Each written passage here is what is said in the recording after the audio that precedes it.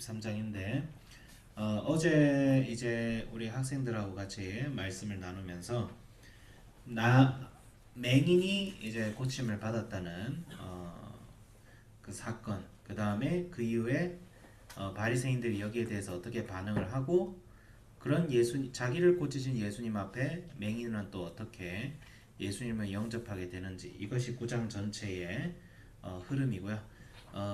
예수님께서 맹인을 고치셨다는 것은 구약에서 약간 메시아에 대한 어떤 예표적인 예언하고 좀 관련이 있습니다. 특히 이사야서에서 보면 메시아가 눈먼 자를 눈뜨게 하고 갇힌 자를 자유케 한다는 그런 얘기들이 많은데, 물론 영적으로도 해석할 수 있지만 예수님께서는 실제로 눈먼 자를 고치셨고요.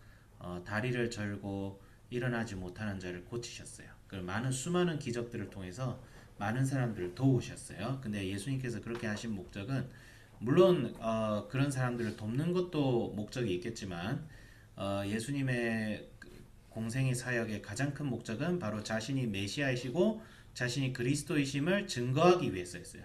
그러니까 우리는 복음을 증거하잖아요. 그럼 우리는 우리 자신을 증거하지 않고 예수님을 증거하는데, 예수님은 자기 자신을 증거하셨어요. 예.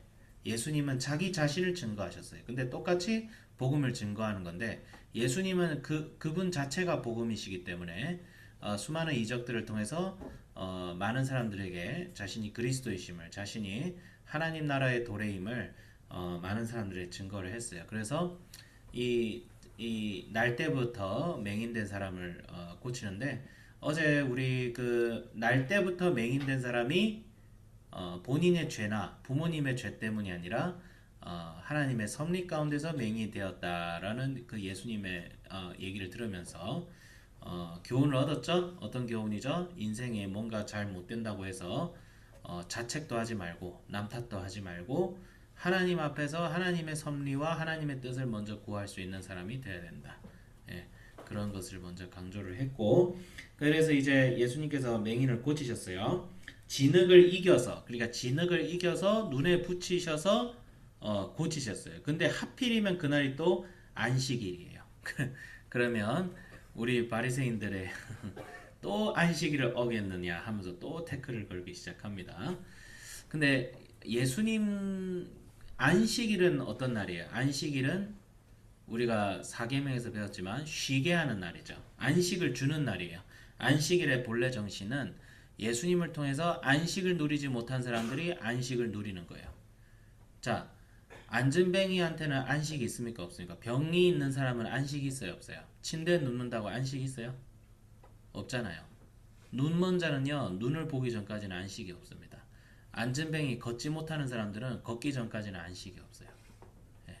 그러니까 예수님께서 사실 안전뱅이를 고치시고 그 다음에 눈먼 자를 눈을 뜨게 하신 것은 그게 안식일의 본래 정신이에요. 안식일의 본래 정신은 뭐예요? 나뿐만이 아니라 내 집에 유하는 객이라도 쉼을 얻게 하라, 이거예요. 쉼. 예, 쉼을 얻게 하라. 하나님과의 동행에서 온전한 쉼을 얻게 하라. 근데 이 당시 유대인들은 노동하지 말라는 것을 너무 집착을 해서 자기들끼리 규정을 만들었어요. 이게 그 당시 유대 사회에서 39가지 규정이 있어요. 그 중에 물건을 들어서 몇 미터 이상을 옮기지 않기. 뭐 그리고 또 재밌는 게 반죽하지 않기. 진흙을 이겨가지고 벽돌을 만들지 않기. 뭐 여러 가지 규정이었는데, 그럼 예수님이 지금 어긴 규정이 두 가지 정도 있어. 하나, 진흙을 이겼어.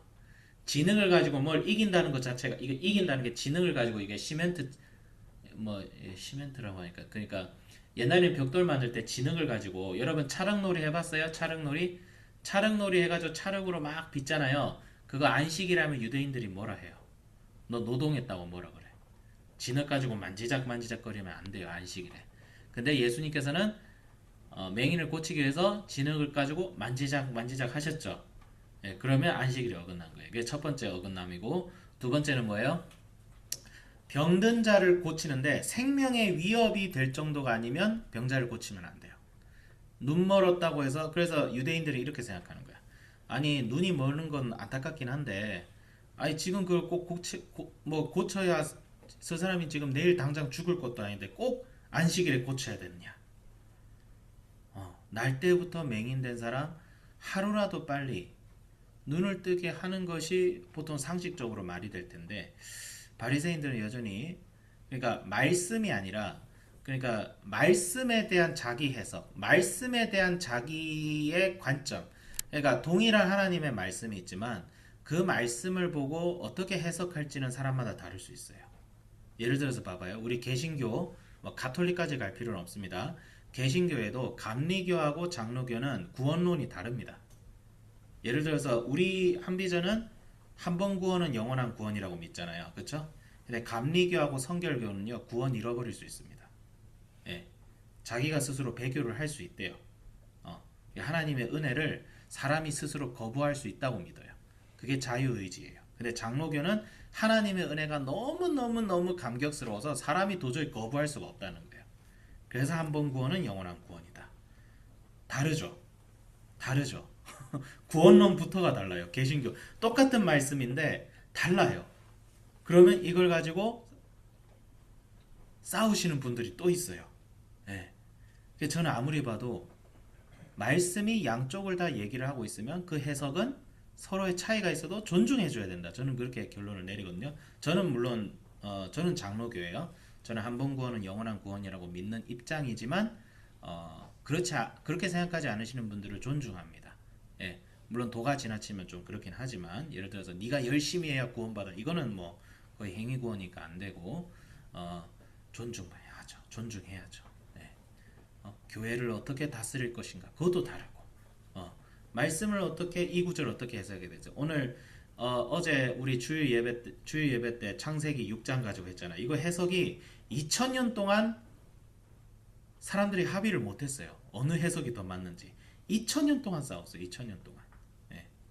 그러니까 안식일을 어떻게 지킬 것인가. 이거 가지고도 사람마다 해석이 갈릴 수 있단 말이에요. 근데 바리새인들은 자기한테 유리한 해석만 따와가지고 그것을 그 말씀을 그 안식일이 정작 진짜 본질적으로 향해야 될 그 안식을 누리지 못하는 하나님 앞에서 쉼을 누리지 못하는 사람들은 무시하고 더 나아가서는 예수님도 무시하죠. 안식일의 주인이 되신 예수님도 무시하죠. 예수님이 안식일을 어겼다고. 보통 상식적으로 생각하면 어때요? 아니 메시아라고 주장하는 사람들이 우리가 이때까지 생각했던 해석하고 좀 다른 관점을 가지고 있네? 저게 타당한가? 연구해 봐야 되잖아요. 그걸 생각을 해봐야 되잖아요. 근데 그러지 않아요. 바리새인들은 안 그래요. 왜? 진리를 지키려고? 아니죠. 자기한테 유리한 대로 해석하는 걸 지키려고 하는 거죠. 말씀이 무호한 게 아니라 말씀에 대한 자기의 해석과 생각이 무호한 거예요. 말씀에 오류가 없다고 믿는다고 생각하지만 말씀에 대한 자기 생각이 오류가 없다고 믿어요. 이거는 너무나 다릅니다. 하나님의 말씀은 오류가 없습니다. 우리는 이 성경 말씀을 하나님의 말씀이라고 믿습니다. 이거는 저는 믿어야 된다고 생각해요. 이걸 동의하지 않으시는 분들 중에도 예수님 믿는 사람들도 있지만 저는 그게 신앙에 대한 제대로 된 그게 되는지는 모르겠어요. 근데 동일한 말씀을 믿지만 말씀에 대한 해석이 조금씩은 다를 수 있어요. 그렇다고 해석이 다르다고 내가 예수님이다 이런 이단은 아니잖아요. 솔직히. 예. 감리교하고 장로교는 그런 게 아니잖아요. 근데 바리새인들은 그 정도였다. 예. 바리새인들은 그 정도였다. 교리 가지고 다른 사람 그렇게 했는데 예수님이 고쳤단 말이죠. 이건 이건 팩트잖아요. 그럼 이거는 이게 이 사람이 뭔가 권능이 있구나라고 생각을 해줘야 되는데 바리새인들은 끝까지 안 믿습니다. 맹인 보고 넌 그런 사람이 어떤 사람이라 생각하냐? 자기를 고친 사람한테 아니 선지자 같은데 그러니까 바리새인들이 뭔 선지자 그 사람 죄인이다. 그래서 부모님한테 이 사람 날 때부터 맹인 맞냐? 구라치는 거 아니냐? 그러니 맹인 맞습니다. 그럼 너는 예수에 대해서 어떻게 생각하냐? 이랬더니 우리 아들한테 물어보세요. 무서워가지고 잡혀갈까봐. 예, 그러니까 뭐라고 했어? 예수를 그리스도로 하면 출교하기로 했더라. 그래서 저는 가장 잘못된 게 인간의 양심을 부정하고 인간의 양심을 탄압하는 거예요. 그러니까 사람은 무엇이 옳고 그른지에 대해서 서로 생각이 다를 수는 있어도 그 사람이 정말 양심적으로 난 이게 옳다라고 나아가는 게 있으면 일단 그 사람의 생각에 동의를 하지 못할지라도 존중해 줘야 돼요. 그러니까 그리스도인은 어떤 자세를 가져야 되냐면 저 사람이 비록 내가 볼 때는 좀 아닌 것 같아. 근데 그 사람은 양심 안에서는 그게 옳은 거예요. 그 사람이 양심적으로 행동하고 그것이 옳다고 생각하고 나아가면 우리는 그 사람을 존중해줘야 돼요. 존중해주고. 근데 만약 그 사람이 틀렸다 이러면 권면했는데도 안 되면 기도해주고. 우리는 그런 자세를 원래 가져야 돼요. 그리스도인들은 그런 자세를 가져야 됩니다. 예. 그런 자세를 가지면서 종교가 다른 사람한테는 복음을 권하고, 같은 예수 믿는 사람이지만 뭔가 생각이 다르면 존중해주고, 그러니까 본질에서는 일치를 이루어야 되지만 비본질에서는 이해와 사랑이 있어야 돼요. 비본질이 있어서 오히려 타인이 나보다 더 옳을 수 있다는 가능성을 두고 존중해줘야 돼요. 그 사람의 양심을 위해서라도. 근데 바리새인들은 어떻게 해요? 그게 예수님이 그리스도인지 아닌지는 그래 모를 수 있어요. 근데 예수님을 그리스도라고 믿는 사람들은 어떻게 봐요? 분명히 성경적인 근거도 있고 예수님의 수많은 이적을 행했어요. 그럼에도 불구하고 바리새인들은 출교를 하죠. 억압을 하죠. 자신의 권력과 지위를 가지고 성도들의 양심을 억압하는 거예요. 옛날 중세 로마 카톨릭 그랬죠. 성도들이 아예 말씀을 못 읽게 했어요.